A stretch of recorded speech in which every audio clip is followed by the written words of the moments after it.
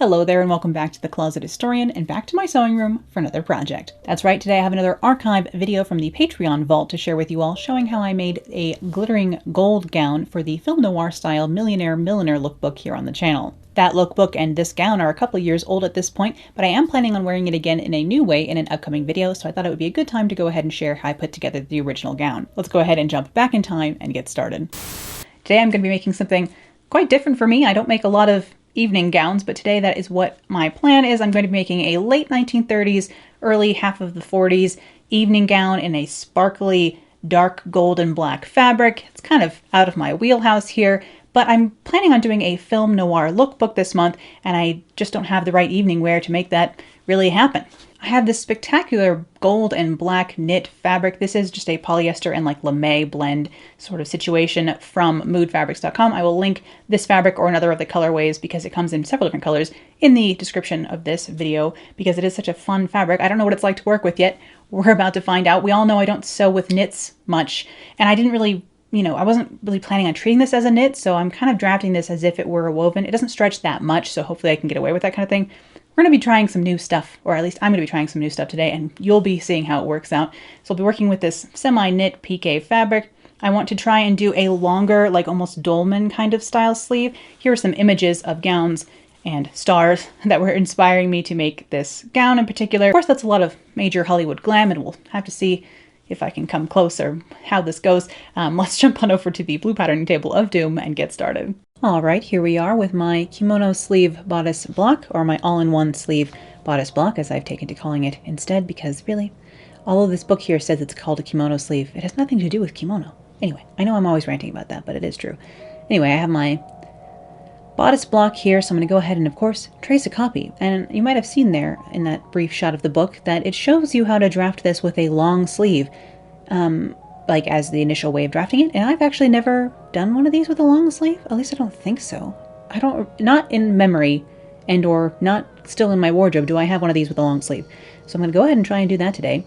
And it just seems like you just extend this. So here I am at the top of the shoulder here. I'm just going to straighten that out from about the mid shoulder seam of the pattern itself. Straighten a long line out from there. Then I went to go grab a measuring tape so I could measure my arm and see how long I needed this to be from my shoulder. I was actually measuring from like the bottom of my neck, or like not the nape of my neck, but the side of my neck, out to my wrist to see how long I needed this whole seam to be.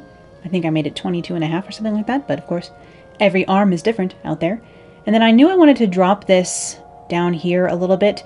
I do eventually outline all the stuff here in marker, so just be patient with me. I'll grab a marker in a minute here, but I'm just kind of penciling in. Here at least I grab a regular pencil so I can start sketching in the curve here. Originally I thought I might do a pointed cuff over my hand here, so that's what I'm doing here. But I'm just sketching a large curve from the sort of wrist area down there. I needed to make this a little bit wider, and in fact I still don't make it wide enough here. But I figured with a knit it would have enough stretch, but no. But we'll get to that later. Anyway, so I'm just drawing a big curve underneath here from the wrist area down into the side seam. And you can see I do have that side seam dropped from the original underarm seam of my pattern itself. It comes down probably another 3 inches, so my side seam, as it were, is very short now. I am basing this pattern off of this little sketch you see on the left-hand side of this piece of paper here. The dress on the right-hand side did not end up getting made this time, but I made the left-hand side dress here, so I'm going to go ahead and add a V neckline onto the front of this. You can see I'm just coming in about 1/4 inch from the neckline and then coming down into a V. I was trying to keep the V kind of high because retro style bras are usually quite full coverage in the front, and therefore if you make your V too low it will show, which has happened to me recently a couple of times, and so now I've been scared. One could just measure these things, but it's me, so but I actually ended up making this one a little bit too high, so learning for next time. Here I am finally outlining those changes in marker so you can see them. So this is the time. I always figure that people are watching my videos on a computer, but I realize that a lot of people watch on their phone, which means everything's a lot smaller and therefore detail gets lost, I suppose. But I'm used to watching my videos and editing them on the computer, so if I can see it on my monitor, I always figure people can see it, but alas, I know that it's not really the case for a lot of people who watch things on mobile devices, I guess. But at this point, I've just put in a line from my apex down to the center front here, because I'm going to go ahead and move this waist dart over so that it's angled towards the center front. And I'm going to go ahead and cut everything out so I can go ahead and do that dart manipulation there. You know me and slashing and spreading darts, doing it all the darn time. And I have this still on the center front as traced, but I will eventually be adding seam allowance to the center front so that I can have a seam down the center front instead. But we will cross that bridge in a minute here. Let me just clean up some of this mess so we can have some space. All right. Ooh, out of the way. Out of the way. All right, so we can go ahead and cut off this excess along the center front, even though I eventually will be adding some back on. Oops. And then I can cut up from the dart leg to the apex from my new blue marker dart leg over here. Close my dart, swing the dart closed, tape that shut, and then I have this new space here where my dart has been moved to that I can fill in with scrap paper.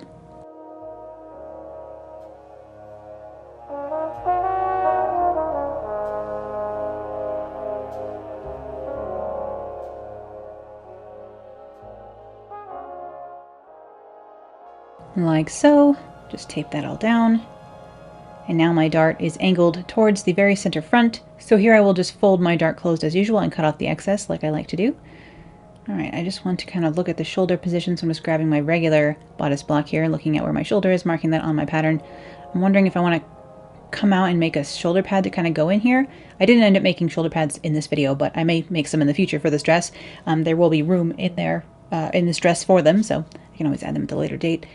This is my front, cut 2, and I'm deciding now, yes, of course I need seam allowance here. Again, because why did I cut that piece of paper off? If I wanted a front seam, blah, blah, blah. Oh, me. What are you doing? So here I am just adding on that 1/2 inch of seam allowance along the center front. And here, for some reason, I don't want to commit to having the proper angle, so I just did this weird little one that gets cut off later. But sometimes I don't know what I'm doing either, really. Just make strange little decisions sometimes. All right, so now I need to do the same kind of thing for the back here. So I'm grabbing the back of my all-in-one sleeve bodice block pattern here. And I'll grab more paper that had fallen to the floor. Cut off a little bit of this to use. All right, so I can go ahead and trace this and do similar modifications to the back here. I'm going to use the front as a guide for drawing on the new sleeve for the back here, which is exactly how I make this all-in-one sleeve pattern too. I usually do the front and then use it as a guide to do the back anyway, so it feels right to do it that way somehow. Transferring my darts, my shoulder line this time, over, so I have all the relevant information. Drawing in my dart, I am going to move this dart again, not to the very center back, but just nearer to it, so it has it's angled towards the center back waist, but I don't want it to be right on the center back waist like the way I did in the front, because the front is just going to close and be mirrored. In the back here, I need to have a center back zipper because it's me, and therefore I don't want all the extra bulk of the dart fullness in my way there. And I'm going to lay my front pattern on top of here, and I'm going to line up the side seam down here and kind of vaguely match up the shoulder seams at the top, but mainly I'm matching the side seam, and I don't care if the top line matches. I'm going to trace that new underarm side seam all in one thing. It's both the underarm seam and like the undersleeve seam and the side seam now. And then I will line up the shoulder to the shoulder seam and trace that. So it's a little bit different proportionally kind of for the back, but I can still just trace one at a time. So line up the waist seam or the side seam and draw in that, and then line up the shoulder seam separately and draw in that. So again, I'm thinking about, do I want to put shoulder pads in here? I'm just thinking at this point. Really, I'm making this pattern in order to be able to make a mock-up, because I had no idea if all this would work just drawing on this new sleeve shape. So I kind of wanted to make a mock-up, and I luckily had some thicker knit fabric from making a shirt about 8 years ago sitting around in my stash, so I just went ahead and used some of that. You'll see that in a moment. I drew in the neckline a little bit lower here than it is on my block. I kind of wish I had kept it up high, so there's that, but all things in hindsight, you know? What are you gonna do? All right, now I can go ahead and slash and spread my dart once again here. So just closing that original dart and opening it up into an angled dart that's pointing towards the center back, but not directly on the center back, like I said. Trying to avoid bulk, especially because this fabric I'm about to use is rather bulky, so that's a shame. Again, folding that closed in order to be able to cut off the excess, and now I have the correct shape at the end of my dart. Back, cut 2, center back, zip. All right, back of the bodice, front of the bodice. Now I just need to go ahead and try this out in that knit fabric I was mentioning. So I'm making this dress here, but first I'm going to try making it out of this gray knit. So I'm just going to go ahead and trial that and make sure this bodice works in general, which it did for the most part, which is lucky. I did go ahead and just sew this really quickly on my serger because I just wanted to quickly trial it, and so that worked out. So after trying on, I actually left the front open on that mock-up just so that I could pin it closed and see what that was looking like. I realized that I needed to add some more ease on the underside of my sleeve here. I'm just going to tape on a little bit of extra paper under here. My wrist, I had left it a little bit like small, thinking, oh, but I'm using a knit fabric, it will stretch, but not enough. And that fabric is just about as stretchy as the gold fabric I'll be using is. So I knew it wasn't going to stretch enough for my wrist, so I went ahead in here and I eased in another, I don't know, 5/8 along the wrist down here. And then because I wasn't sure how I wanted to hem this cuff, I went ahead and just straightened it off so that I would be able to just turn it and hem it if I needed to, which in the end I ended up doing, so that was good that I made that decision. We'll do a pointed over the hand cuff some other time, you know, when I'm using a woven fabric and not some weird, slightly scuba-ish knit. Ugh. And I'm just going to go ahead and do the same. On the front here, I modified the back that time. But again, I'm just going to lay that modified pattern on top of this one and trace it and use the same sleeve. So that's the nice thing about these all-in-one sleeves. They're the same on the front and the back most of the time. Go ahead and trace that down so that both the front and the back are modified to have a little bit wider wrist up to the elbow kind of section here.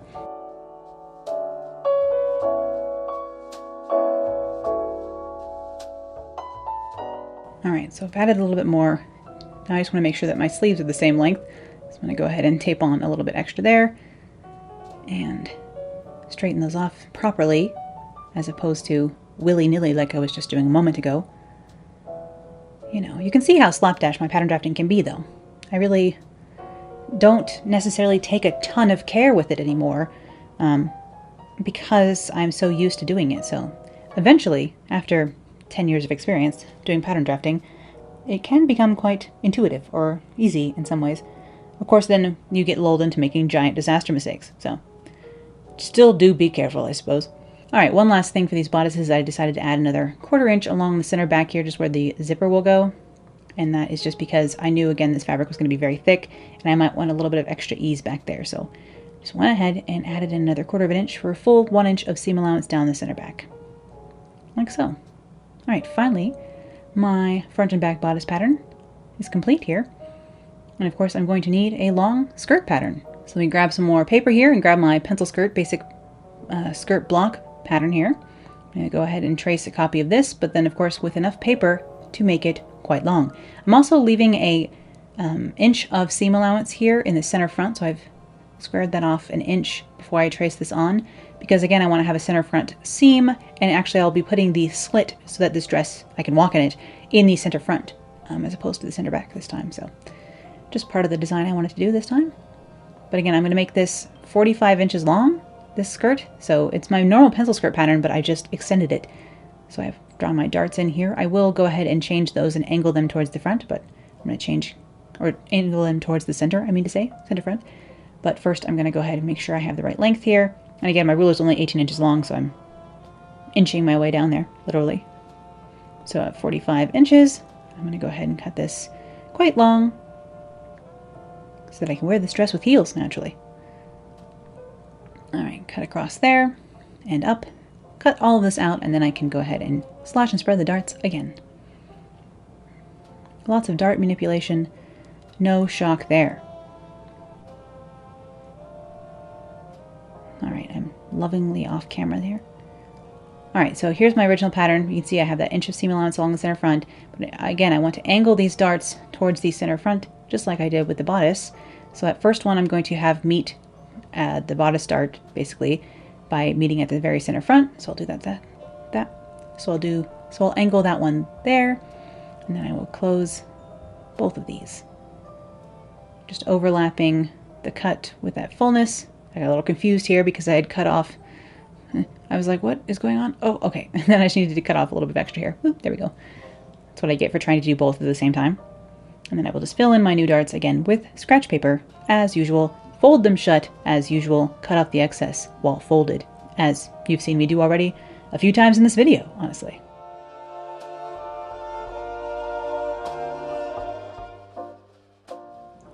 As usual, I apologize for the state of my hair. I always figure it can't be seen, but it is a bit of a mess. Let's just say if you have short bangs and you don't do anything to them, they stick up in strange directions, you know? Can't be helped. I'm deciding where I wanted to slit here. Basically, I'm putting it a few inches below my knee, is where that seam will stop and become a slit instead. Then for the pencil skirt back, I again have to trace a copy, make it longer, and then angle my darts. Shocking, I know. Okay, so I have that here. I made it longer, I cut it out, here we are. Now for the back of this, I want to make sure, because I didn't make the dart of the back bodice meet the center back, I wanted it to land in the same place on the skirt though. So I went ahead and referenced the bodice pattern. And then I'm just going to angle both of these at that same angle as the bodice is done. And I'll close these up again, tape them shut, etc., etc. Alright, so I have my skirt front and back and my bodice front and back, and it's time to grab my fabric and see about cutting all this out.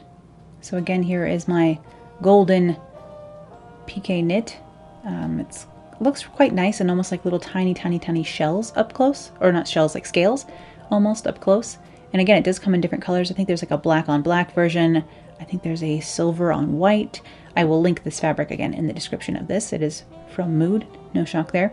It's very wide. However, the selvages are hard to identify. You can kind of see this one selvage on the, it was in my right hand for a second there. There's one selvage that looks like a selvage, but then the other side just looks like it's been cut. And so I was like, which way does this go? And I'm so used to working with wovens, as we know, which have like proper selvages, and you can tell the warp and the weft apart. So figuring out the direction on this was a little bit interesting, but I actually ended up laying it out on the floor in the basement in the other room so that I could cut this out. And I actually cut the bodice pieces out here one at a time so that I could fit them together like a puzzle piece and have more fabric left over to use for something else. But now that I have my pieces cut out, I of course need to transfer all those darts onto their actual fabric counterparts here.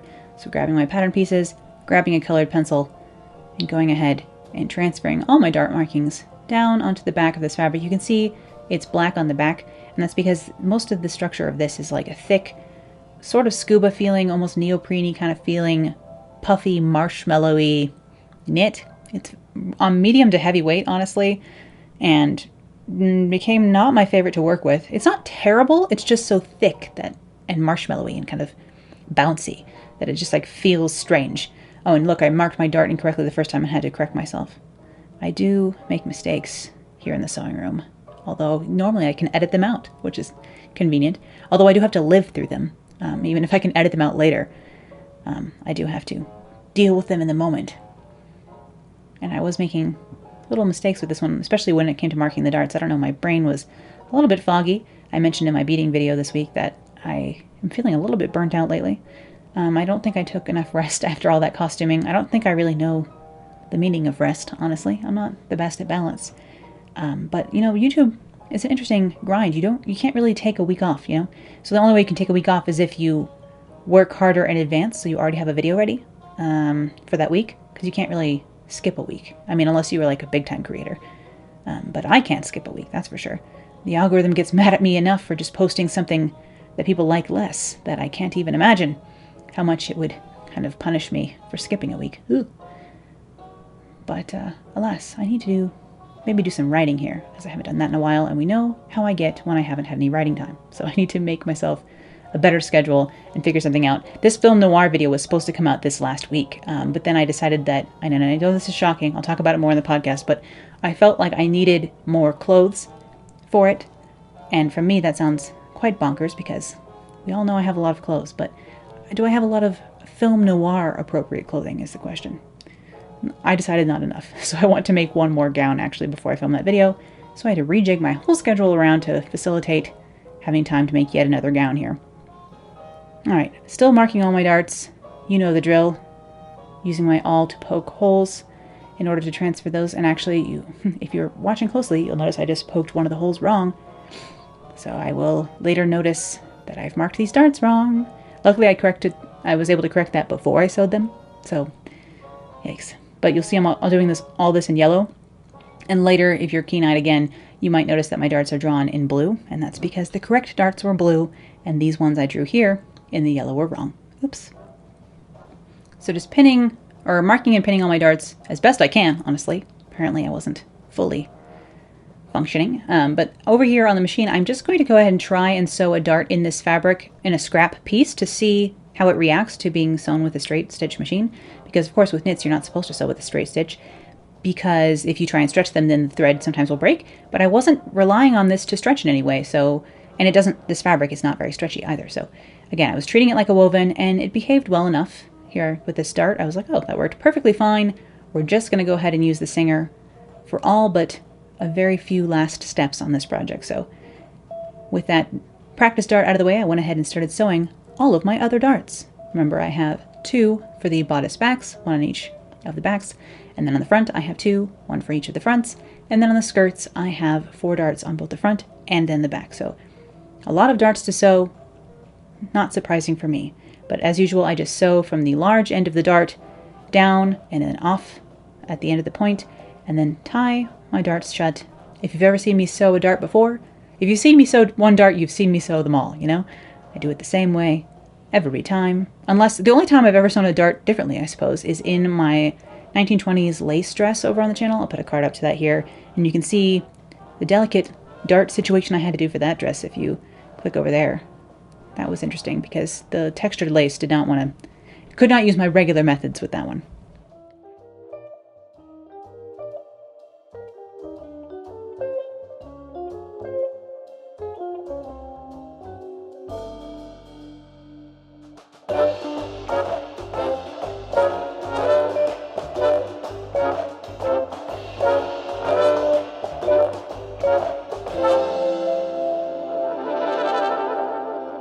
Okay, with all my darts sewn, of course I have to press all of my darts. I'm over here on the ironing board trying to press this weird thick poly marshmallow fabric, which is interesting.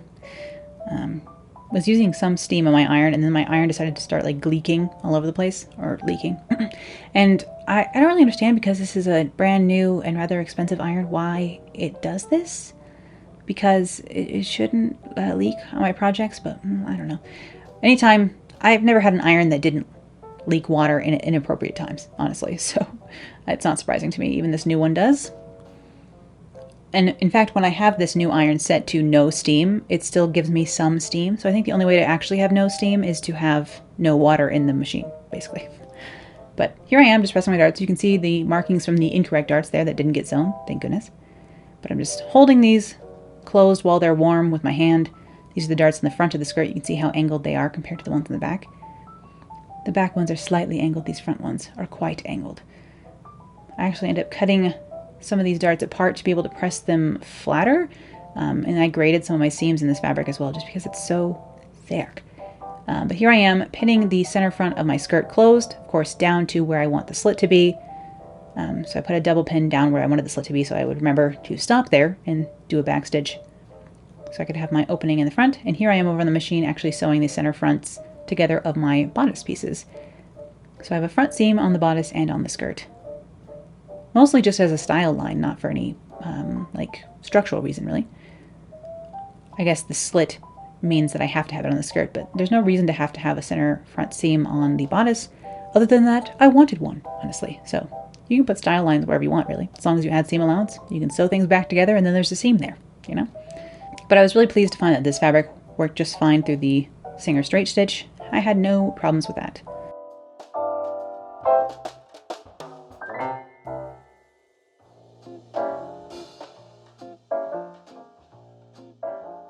I am just using regular all-purpose Gutermann thread for this, by the way, in black, of course. And so then here I can sew the center front seam on the skirt. Again, you'll note that I have a thicker 1-inch seam allowance on the front of this skirt, like I added over in the patterning stage. So of course it's still here, now it's fabric.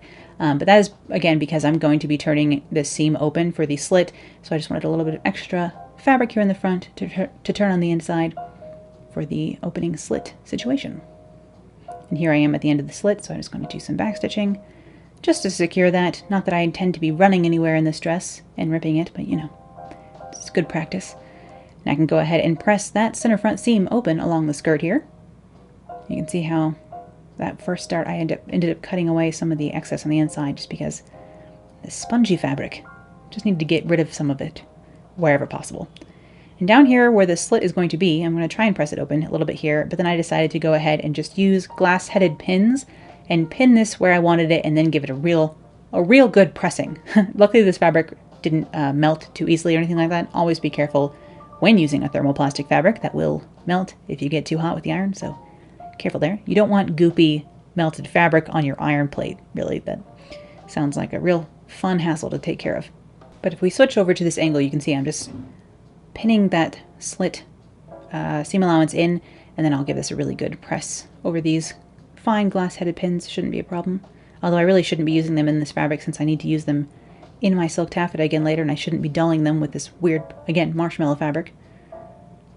If you could feel it, you would understand why I'm calling it that. It really does have like a certain bounce to it that reminds me of like, you know, fake sugar marshmallows. Okay, so now with my center front seam on my skirt finished, I can go ahead and pin the side seams. So that's what I'm doing here, right sides together, of course. Take that over to the machine and go ahead and sew those into place with my regular 1/2 inch seam allowance on that.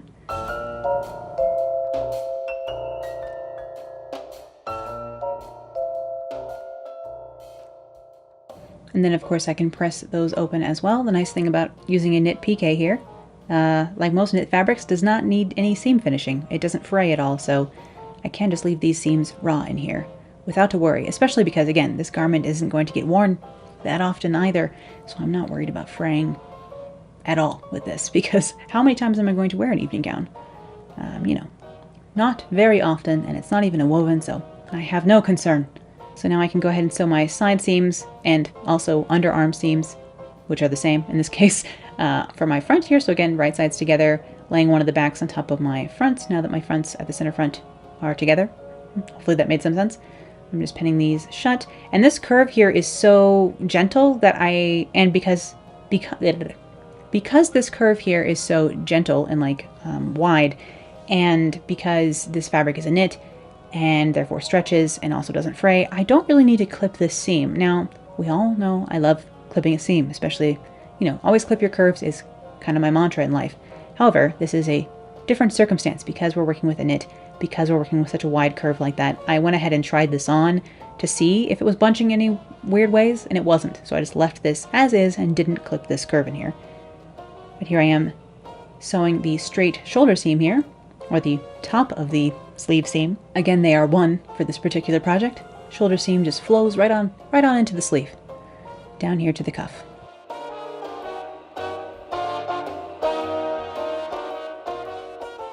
And then also sewing the underarm curved seam down here as well.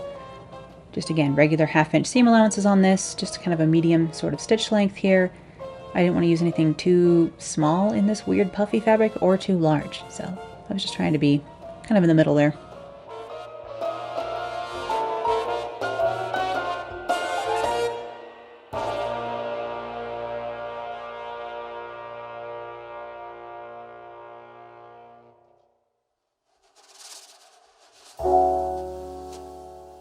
And then at this point, I really kind of had to decide how I wanted to finish the neckline of this garment. I hadn't really decided up until now. Originally, before I got this fabric from Mood, I was planning on fully lining this, but then, of course, this fabric is so thick and spongy and completely opaque, so I knew I didn't really have to. So I ended up going with a facing here. I just traced a 2.5 inch wide facing over on my pattern, sew those together at the side seams, and then I'm pinning it right sides together along my neckline here. And then I can go ahead and sew this in. Of course, there is going to be a lot of bulk at this seam, but after pressing some of the seams on the skirt, I had an inkling that this would still work, and so I just decided to go for it and hope that it worked out, honestly. So after I sewed that on, I went ahead and clipped the curves for this, because these are tighter curves up here at the neckline. There's no way I can get away with not clipping these. That's for sure. So I went ahead and clipped these, and then I clipped the center front V as well, you can see here on the left-hand side, so that it will lay nicely. And then at this point, I wanted to do some understitching here, or edge stitching, whichever you want to call it. I usually call it edge stitching, but I think it's technically understitching, but whatever. I also decided to go ahead and grade these seam allowances, so I cut off about 1/4 inch from one side of the seam allowances, so that hopefully it just reduce bulk a little bit in here. Because again, marshmallow fabric. I'm going to say it again because it's still true. It was weird to work with, okay? It was very strange.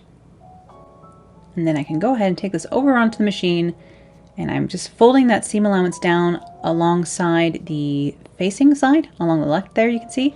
And I'm just holding it down, making sure everything's going into the machine straight, and I'm just sewing quite close to my original seam, sewing that seam allowance down to the facing, or to the underside of the facing, honestly.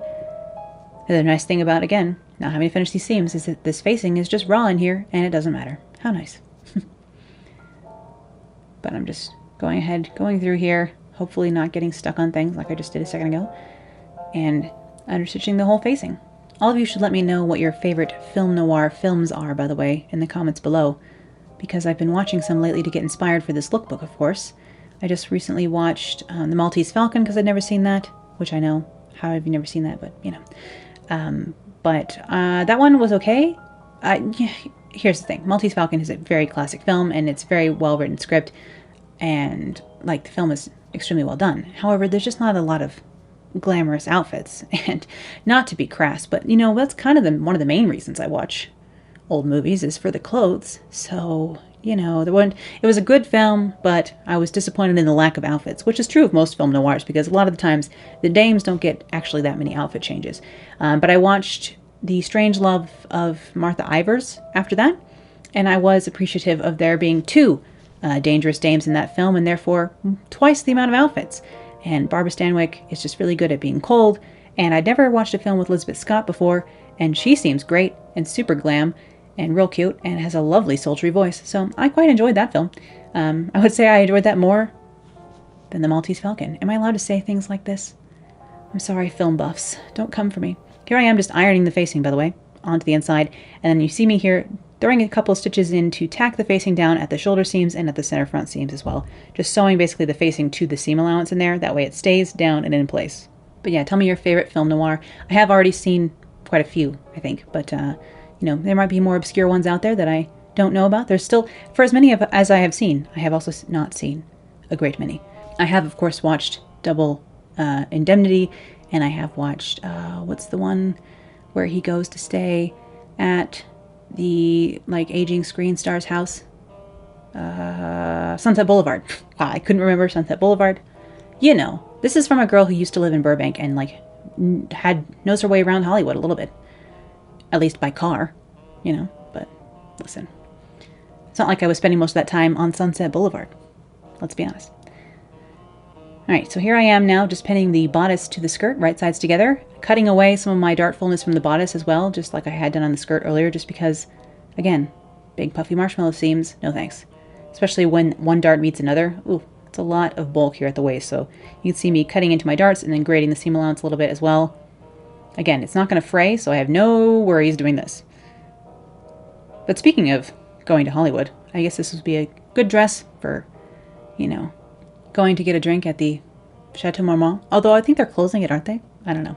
I've never been to the Chateau Marmont. I have been to my favorite, like, probably place I ever visited when I was in Hollywood, living in LA when I was like 18, a tiny child, was called Yamashiro. And definitely look up Yamashiro if you've never heard of it. It's a Japanese restaurant. It might be like an American, aka Asian fusion restaurant, really, or it might be a proper Japanese restaurant nowadays. I don't know. But it's meant to be a Japanese style building that was built during like the early, like the Titanic era, like the early 20th century, on top of a hill in Hollywood, and it has amazing views of Hollywood. And at night, it just feels super magical. You go up there and you feel like you're in a Bond movie or something. It's fantastic. At least to my 18-year-old starry-eyed self, it seemed like quite an adventure, quite glamorous. And I was like, I guess I was 19 when I was there. I had already turned 19, and my boss took me and the other sales girl that I worked with. I worked at a boutique that sold retro clothes in LA when I did my first year of university out there, and she brought us up there for her friend's film premiere, and let me tell you, that was a terrible short film. It was real bad. But they were screening it at Yamashiro, and I remember my boss bought me a drink, even though I shouldn't have been drinking because I was only 19. I was like, look at this glamorous time with my strawberry daiquiri or whatever I ordered off the actual menu because I didn't know how to order a drink. What a time. Anyway, my dress is attached at the waist now. It wasn't that exciting anyway. Rather, I reminisce about Yamashiro, you know? But here now I am pinning the center back together. Of course, I'm going to sew this all the way down to the floor because I don't need a slit in the back of the skirt because I put it in the front. But like always, I'm just going to baste the area down the center back where my zipper will go. That way I can take those basting stitches out after I have it pressed, and you can see I'm giving it an additional press here with that glass pin method, where I have everything pinned down and then really hitting it hard with the iron. But my seam from below my zipper is properly sewn with a correct stitch length, and then above that I stitch with a basting stitch length, take that stitching out, so I have these perfectly finished edges that I can then set the zipper into. If any of you have seen me do a zipper before, you know my method, and I was doing the same method as usual here, even in this thick, weird gold fabric, which is very glittery up close, isn't it? Oh, and one of the strange burring, whirling noises in the background have come on down here. Again, the basement. Always something happening in that utility room to mess up my audio, honestly. Why you gotta be this way? Alright, so I can go ahead and switch over to my zipper foot over here on the Singer. And I can go ahead and stitch that first right-hand side of my zipper down. Just carefully taking out my pins as I go, sewing as close as I can to the zipper teeth and catching the fabric, of course. So sewing that down. Looks very glittery over here with the pink lighting. Rather fun. I did have some fun times out when I lived in Hollywood, or near Hollywood, I suppose. But I was also extremely lonely because, of course, I was out there all on my own. My grandparents did and still do live in San Diego, so I would drive down there, but that is a long drive in LA traffic. Sometimes it would take me 2 hours just to get out of LA proper, which, yikes, is a lot to go do some free laundry down in San Diego, but I just needed some human companionship at that point. It's hard to meet people in LA when you're only 19, because it's not like you can go out to where most of the people are, because you have to be 21 to go out. So at 19, it was like, how do you meet people in Hollywood at 19 who aren't gonna, like, especially because in LA, it's just a strange town. Everyone, like, wants something from someone, and if you can't give it to them, like, if you don't know some promoters or some producers, like, you're not really worth knowing. So it was an interesting time. Here I am just lapping my zipper, as I always do. So I'm lapping the other pressed edge down to cover my zipper teeth, pinning that into place. Again, I usually do this with my pins perpendicular to my zipper, and this time I am doing them along parallel with my zipper, and I'll just take each one out and go slowly when I sew this in. Because, again, dealing with this weird, thick fabric requires strange things. Oh, I should say, one of my favorite things in Hollywood to do, if you're ever in LA, or in that area, is to go to the Getty Museum up on the hill. That was my haunt when I was a freshman out there. Because from 5 p.m. on like Thursdays or Fridays after 5, it was from like 5 to 9, it was free. So I would go on the free nights to the Getty and just wander around different exhibits. And they have like 18th century furnished rooms there and 18th century furnishings and furniture. And I was like, heck yes, I'll just linger in these Marie Antoinette rooms. Don't mind me. Also, the Getty, the building itself, is just really gorgeous. I also, as much as I love like Rococo and Victorian architecture, I also really quite like modern architecture. So I loved hanging out up there at the Getty. I would just go by myself.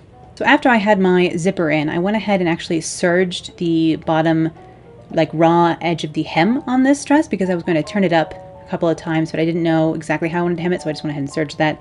And I also serged these little openings at the cuff, and then I just turned them in like a little, like 3/4 of an inch, not 3/4 of an inch, 1/4 of an inch, like almost 3/8, I would say. And I'm just turning this in and sewing it actually on the Burnett machine down here. I needed a zigzag stitch, so I finally pulled out my Burnett that I haven't used much since I got it. Dang it. It was my big investment this year down here, and I've just fallen for that Singer, which happens to be cheaper, but just as nice. But here I am using the zigzag stitch on here to go ahead and hem my sleeves real fast, just turning them under. They are serged, and then just turning that under and using a shallow zigzag that almost looks like a straight stitch. It's very slightly zigzagged, so I can retain a little bit of stretch down here at the cuffs to get over my hand. And then, of course, the last thing to do for this dress was to go ahead and hem it. Here I'm thinking about how do I want to hem it? I don't know. I'm just going to actually, I think I end up just turning this up an inch and stitching it down, because the thing is, I can't really turn this twice. I mean, it's a straight hem. There's no reason I couldn't, except for that, again, it's just so thick. And it would be like so pillowy down here, so I'm just going to turn it up an inch and stitch it down. I'm going to do the same along the front slit, by the way.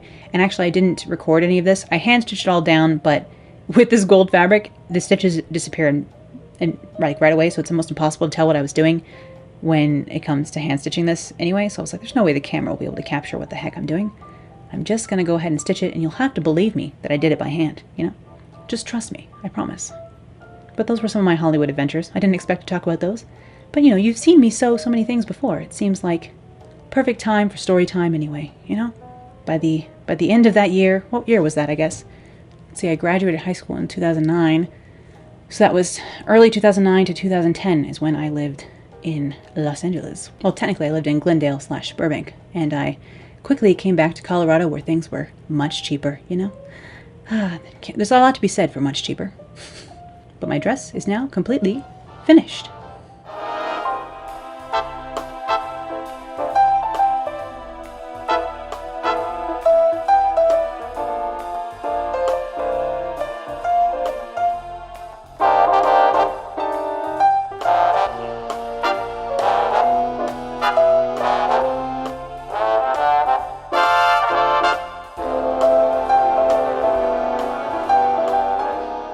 And here is my finished gold sparkling evening gown. When will I get to wear this? I'm really not quite sure, other than for this lookbook, of course. I guess it would also work for more like sci-fi focused kind of lookbooks as well, but I hope you all enjoyed seeing how this gown came together. I won't say it's the most fun project I've ever done because working with this very spongy fabric was not my favorite, and you know, working with polyester in general is not usually my favorite, but this fabric on the outside does have such a pretty sparkling sheen to it that I just kind of fell for it when I saw it on Mood and was looking for a gold fabric. Ugh. So I don't know if I would use it again, but I do like the finished result, I guess. In the end, I like the finished dress, even though it's a tiny bit big on me and the fabric was a pain to work with. It is quite glam in the end, I think we can all agree. Thank you so much to my patrons again for their support and letting me share these videos with everyone over here on the channel while I figure out the mess that is my life this year. I promise I will share updates with you, by the way, when I have some, but I just don't yet, so there's that. But thank you as always for watching today, and I'll be back with more sewing, vintage fashion, costuming, and crafting real soon, so I'll see you then. Bye.